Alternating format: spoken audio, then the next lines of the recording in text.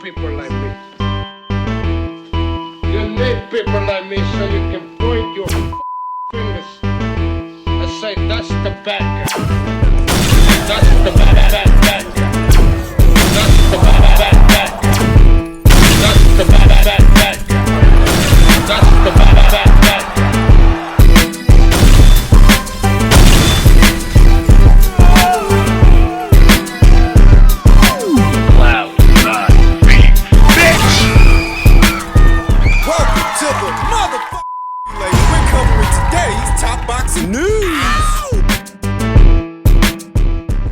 Okay, we'll start with this. Ahead of his fight this weekend with Anthony Yarde, David Benavidez won't rule out Bivol, calls him more of a man of his word than Canelo. But when did Canelo give David his word about anything? David Benavidez wants to believe Dimitri Bivol, the WBC light heavyweight champion, hopes his former sparring partner actually wants to fight him. Maybe it's wishful thinking because Benavidez realizes he needs Bivol to fully unify the light heavyweight division. Benavidez, 30-0 with 24 KOs, admitted he got the same aggravating vibes when Bivol vacated the WBC title that Canelo Alvarez gave up when the Mexican superstar avoided him, because Bivol fought Artur Beterbiev twice. Benavidez is optimistic about getting the opportunity to take the Ring Magazine, IBF, WBA, and WBO titles from the Russian champion once he recovers from back surgery. This is kind of like what I was going through with Canelo, Benavidez told The Ring,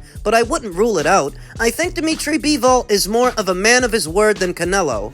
If they mandate the fight again, then I'm sure it will happen, but I don't really want to bash him too much because he did have back surgery, and he did have two great fights with Artur Beterbiev, so when he's ready to fight, I'm gonna be right here waiting for him.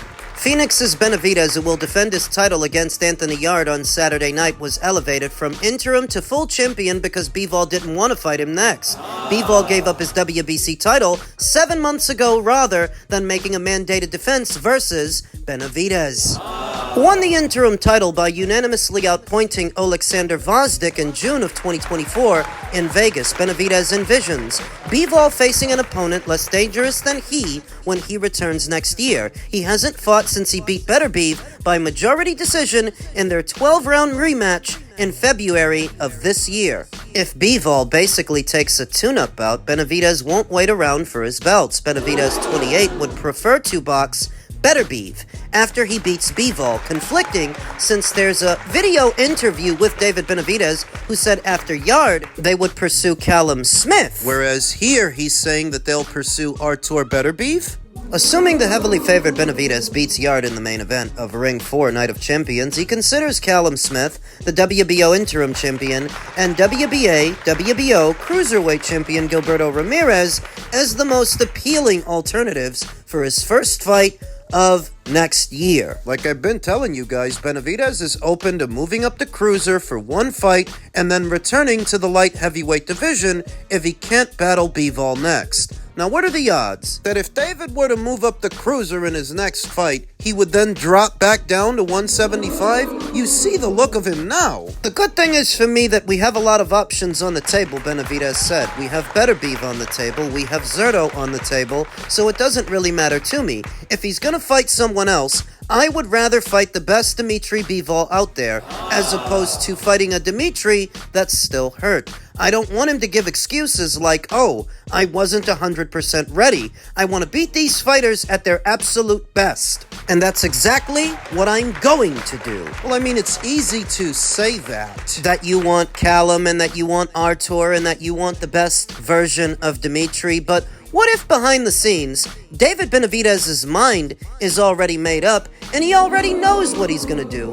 What if he's already charted a course to cruiserweight? Consider that Anthony Yarde, the career light heavyweight, actually came in lighter than David Benavidez before Saturday's pay-per-view. Could it be that David Benavidez is already struggling to make the weight just 3 fights into his light heavyweight campaign? As he weighed in at 174.3 pounds to Anthony Yarde, who came in at 173.9. Marginally lighter than David Benavidez, but in boxing, those margins are indicative of something. They are telling. For a fight featuring 2 of the world's top 5 light heavyweights, Benavidez is ranked second by the ring, while Yarde sits 2 places below him at number 4. And all fight week, the word from out of Saudi is that David was struggling to get down in weight. Now, we see that he made it, but did he make it match fit? Did he make it healthy? Questions that need answers. And why has the name of Canelo Alvarez been brought up so many times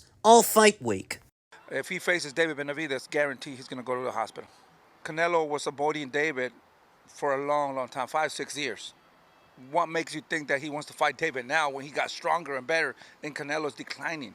You know, the body's not the same. The reflexes are not the same. I think my best advice to Canelo is, you know, retire. You know, because at the end of the day, he's done so much for boxing, you know, and the body doesn't want to go anymore. You know, I hear that they're going to have a second fight with Terrence Crawford. I think it's going to be the same thing. Terrence Crawford's going to beat him again, you know. Like I said, you know, Terrence Crawford, I don't think he can hurt Canelo. He's a little guy, but I think the outcome is going to be the same. So if he faces David Benavidez, guarantee he's going to go to the hospital. You saw David Benavidez mention the name of Canelo Alvarez in reference to a Bivol fight, as if the two have anything to do with each other. Then you see his father doing more or less the same thing. Still blubbering about Canelo when that moment has clearly passed. How could the name of Canelo Alvarez have come up this many times during fight week? It seems like the Benavidezes had more to say about Canelo than they did about the man they're fighting. It looks like they're pouting to me. That's how it comes off. It comes off as pouting that now you're at a higher weight, having to fight guys that are closer to your size than Canelo Alvarez would have been, and that makes them angry. So they're pouting and taking shots at Canelo Alvarez whenever they can, even though still taking shots at Canelo at this point. Stupid. Canelo is in the process of negotiating a rematch with Terrence Crawford for the coming calendar year. That's what he's got on the brain. Not you. Now you're going as far as entertaining fights with Bivol, even entertaining a move up the cruiserweight. So how could Canelo still be this much of a talking point for a guy who has clearly outgrown 168, has no intention of returning there, and by all accounts, might move up after this? You're gonna tell me that while the media are the ones asking the questions, and they are, but Team Benavidez are the ones providing the answers. If you didn't want to talk about Canelo anymore and you moved on, you wouldn't talk about Canelo anymore because you've moved on. You're not tired yet? Tired of talking about the same thing? Swear to God, all fight week, I heard more from Team Benavidez about Canelo, this and that about Canelo, than anything they had to say about the man they're fighting, Anthony Yarde. To me, Benavidez is not the same that when he was at 168. He was more of a killer back then. Now he's kind of like, he beats people up, but he doesn't stop them. And then Yarde, he's been in with bigger punchers. So this fight might go further than people think. So it's going to basically come down to Yarde, if his punch resistance, if he can handle all those shots, and like if Yarde goes to the body early, because he's a good puncher to the body, with the left hook to the body and the right hook to the body. So if he could do that, I think that's going to slow down Benavidez a little bit. And he's got to do it early. That would be my game plan. I would go in there, use a good jab. The problem with Yarde is all his punches are mid-range. He doesn't punch from long range. If you're going to beat somebody like Benavidez, you got to be able to punch long range every now and then. You can't punch mid-range because he's punching mid-range. He's not a long-range puncher either. But if he goes to the body early, that should pay dividends, maybe like where Benavidez doesn't have that output like he normally does. He's got to get his respect early. If he don't get his respect, he's going to get run over. I've been wrestling with this prediction quite a bit because there are elements to this fight that are new to David Benavidez. What veteran trainer Dean Campos pointed out, same stuff I've been pointing out, that David does not seem as destructive as a light heavyweight as he did at super middle. Punches don't have the same effect. But it's not just about David's stopping power or the lack thereof. For the first time, he's boxing off platform on what is not a PBC show. I think this might be his first time boxing out of the United States, and I know that this will be his first time boxing in Saudi. So what effect is that gonna have? How's he gonna feel not boxing on a PBC show, away from any partiality and preferential treatment he might have got as the house fighter? PBC guys don't tend to do all that well when either boxing off platform or when boxing fighters that box on another platform. What effect is that going to have? And the man in front of him, there is a legitimate argument that Anthony Yarde will be the biggest puncher that David has ever fought. A bona fide light heavyweight who hasn't been anywhere else, and at this weight actually has more experience than David Benavidez against bigger, better punchers and more accomplished fighters. Granted that those fighters beat him. Is David gonna beat him? I have been wrestling with this prediction for a while, but after careful thought and analysis, I'm gonna go with David. How do you see it happening? Activity.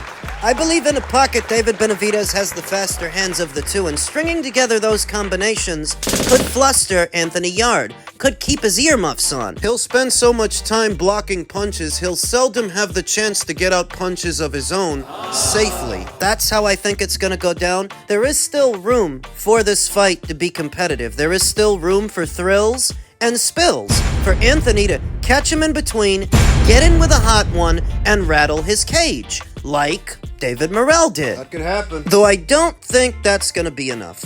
I'm not convinced. While I think that Anthony Yarde might be the biggest puncher David ever fought, in the greater scheme of things, who's the best guy Anthony ever knocked out? He's a good, solid fighter, Anthony Yarde, and a top contender, no doubt about it. But he's a guy who fails up. Gets a lot of credit for the fights that he lost, that he was doing all right with Sergey and he was doing all right with Artur, but they both beat him, they both did, and it's not how you start, it's how you finish. So, who's the best guy that Anthony actually knocked out?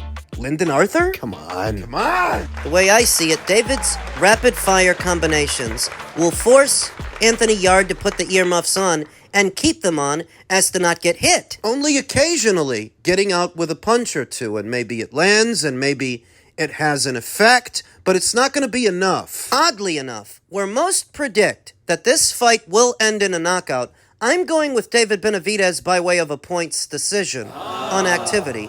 I think that Abdullah Mason knocks out Sam Noakes. I think that Bam will knock out Puma. And I think that Brian will knock out Bevan. But when it comes to the main event, the fight that everybody thinks is going to end in a knockout, no, I don't. I think it's going to end in a decision.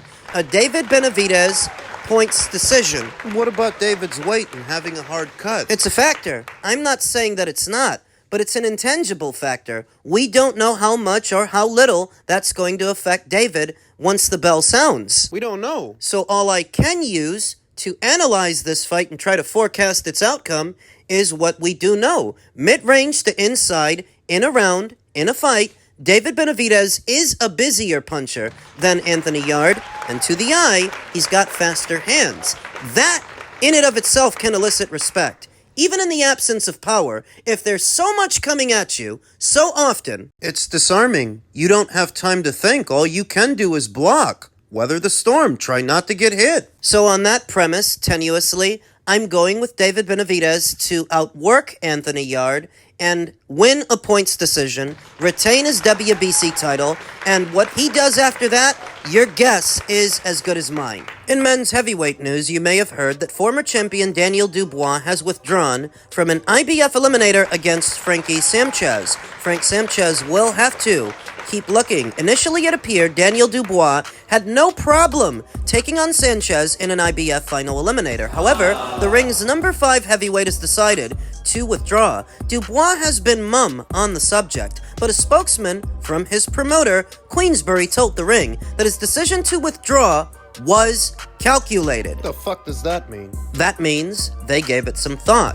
From them, the eliminator held little value. Even if Dubois defeated Sanchez, he would still have to play the waiting game before getting a crack at the ring, IBF, WBA, and WBC heavyweight champion Alexander Usyk. At the moment, the IBF is last in the queue, meaning Usyk's next few defenses are slated to come against the number 1 contender via the WBC and the WBA. To add to that, Usyk recently dropped his WBO title that led to Fabio Wardley being elevated from interim to full champion.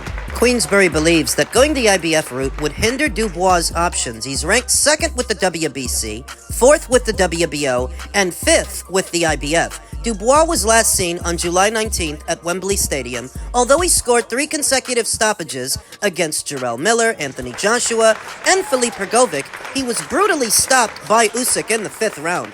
As for Sanchez, the hunt to find an opponent continues. Since losing to Agi Kabayel via 7th round KO last year, he he's bounced back, stopping Ramon Olivas in the third round on February 22nd, the only fight that he's had this year, and as such, the IBF ranks him at number 3. I think that if it were for a vacant title, then Daniel would have stayed the course. If fighting Frankie Sanchez meant that he could be a 2-time heavyweight champion, he would have did it. But for a simple mandatory spot, when other opportunities are available, that's why I think they made this calculated decision. But what is it that they're calculating? And from the time that this fight became a talking point and now, what changed? Fabio Wortley was elevated to full WBO champion. That's what changed. We've been hearing about this fight between Daniel and Frankie for a while now, but in between now and then, Fabio was elevated to full champion. So what if Daniel bailed on Frankie to go fight Fabio? That would be an in-house Queensberry affair. Easy to make. Easy peasy, lemon squeezy. Could be that way. Or it could be that Daniel Dubois bailed on Frankie Sanchez to fight his old buddy Anthony Joshua early next year, because we've been hearing loose reports about how Turkey wants to put Anthony in the ring as early as February of next year. Who against? We don't know. Anthony's supposed to be fighting Jake Paul, and we've been talking all about that, but I don't think for a second Jake don't got it in him to ruin those plans. for Anthony Joshua fighting Jake Paul in between now and a Daniel Dubois rematch is an easy lick worth a lot of fucking money. Easy peasy, lemon squeezy. So what if Daniel Dubois, on that premise, decided to bail on Frankie to go fight AJ again? A rematch with AJ pays a lot better than fighting Frankie. And even if Daniel were to theoretically beat Frankie, what does that really do for Daniel? Give Usyk another chance to knock him out? Or leave Daniel in limbo, waiting for that chance? IBF's last in the rotation. Daniel is one of the somebodies at the weight. Belt or no belt, interim title or no interim title, to where I don't actually think Daniel needs one to fight in a meaningful fight. A significant fight worth a lot of money. I say it all the time. In the heavyweight division, most of the money in it. When Turkey El Sheikh isn't kicking out vast sums of cash to make fights happen organically, most of the money in the heavyweight division is in the UK. And Daniel getting stopped by Usyk, it doesn't really hurt his stock, even if it's the second time, because Usyk's beaten everybody so far. You can still repackage Daniel Dubois, you can still resell him, and there's no shortage of fascinating fights to make involving Daniel and other heavyweights at this time that he doesn't actually need to be wasting his time on Frankie Sanchez. As the Queensberry spokesperson said, it's of little value. It's just a question of who is it that Danny Boy's gonna fight next? Is it gonna be Flavio for his WBO, or is it gonna be Anthony in a rematch? We'll find out shortly.